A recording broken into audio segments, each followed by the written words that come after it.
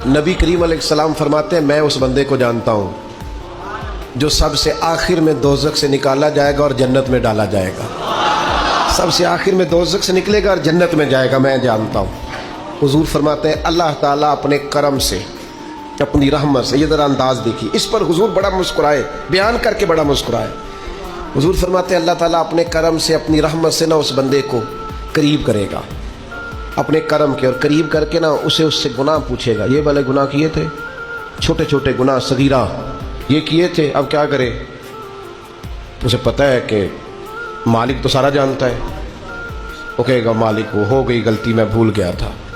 अल्लाह फरमाएगा ये वाला भी किया था, या अल्लाह गलती हो गई, नफ्स गालिब आ गई। ये वाला भी किया था, अल्लाह मैं भूल गया था।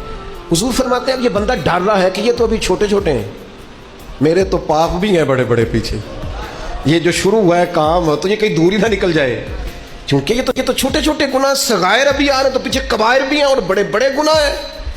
नबी करीम फरमाते हैं वो डर रहा है, जब उसके छोटे छोटे गुनाह गिनवा लिए जाएंगे ना, अल्लाह ताला फरिश्तों से फरमाएगा इसके इन सारे गुनाहों को मिटा के इस जगह पे नेकियां लिख दो। नबी पाक फरमाते हैं जब कहा ना इसके गुनाह मिटा के नेकियां लिख दो, तो फौरन बोल पड़ा, कहने लगा या अल्लाह मैंने तो बड़े बड़े भी किए। अल्लाह वो बड़े बड़े भी तो मेरे ही है ना, वो किधर गए? तो हुजूर इस बात को बयान करते मुस्कुराए, और सहाबा फरमाते हैं इतना मुस्कुराए कि हमने मुकद्दस दांतों से नूर निकलता देखा।